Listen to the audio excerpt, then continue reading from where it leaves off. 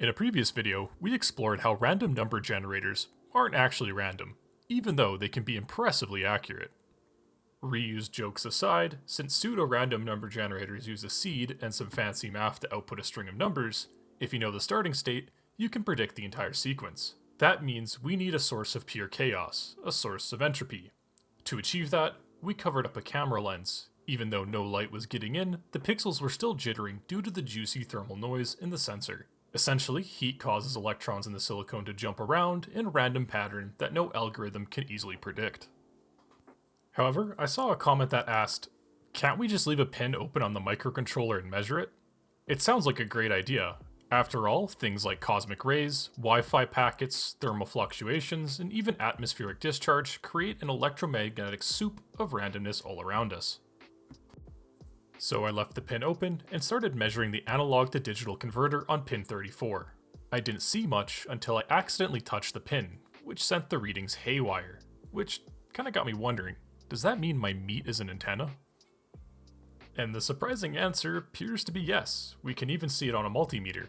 The moment I touch the circuit, my body, which is essentially a big bag of electrolytes and water, acts as a biological antenna, dumping the 60 Hz power it absorbs from the surrounding walls directly into the device.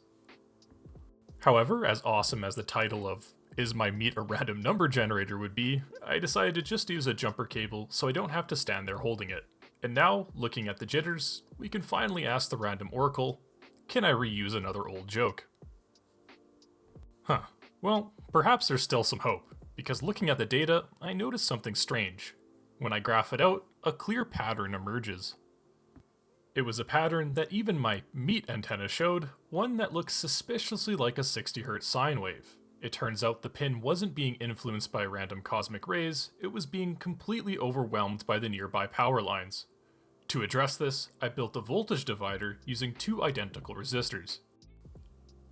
The idea was to stop the pin from floating and force it to a stable 1.65 volts, the halfway point, and then measure the tiny jitters as the ADC moves around that 1.65 volt or 2000 set point.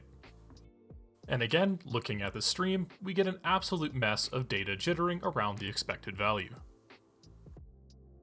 Except, when I looked closer, I could still see the ghost of the power lines. It was as if our data was being haunted by a sine wave. It's an improvement over a floating wire, but there's still a clear bias. Ideally, we should see a perfect bell curve, with 1.65 volts at the peak and an even spread on either side. Instead, we get this strange-looking lopsided bimodal distribution. So now what? Well, we can change our approach to look at the difference in the data. Even though we are climbing a hill, or a wave, focusing only on the delta between subsequent readouts ignores the hill entirely, and focuses only on the jittery steps taken to climb it. And when we do that, we get a much better looking graph. The sine wave vanishes, and we're left with a near perfect bell curve with the high frequency bin in the middle and an almost equal chance on either side. Since the frequencies are equal, we can convert this stream into a yes or no by checking if the change was positive or negative. If there's no change, we can just ignore that bit because we didn't learn anything from it. Doing this gives us a near 50-50 result, which is exactly what you'd expect from a coin toss. So far, so good. But when I checked for correlation, meaning does the last result help me predict the next one, the ghost seemingly returned. Our oracle was twice as likely to switch its answer than it was to repeat it. If you got a yes, there was a 67% chance the next answer would be a no. Ideally, these patterns should all be 25% or equal. But if I had to guess, that slope of the 60 Hz wave was having some kind of an influence on the probability of our ADC readout, since on the rising side, values tend to increase, and vice versa on the falling side. So, now what? Well, there's a reason I used the LSB, or least significant bit, in the last video. It's the very last digit of the data, the most susceptible to flipping from microscopic outside noise like a single cosmic ray whacking our resistor. Instead of comparing voltages, I focused purely on whether or not that last bit was even or odd, and checked for patterns there. This time, the correlation seemingly vanished.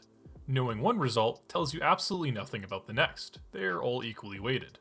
And looking at the frequency, we finally see those beautiful 50-50 odds we've been hunting for.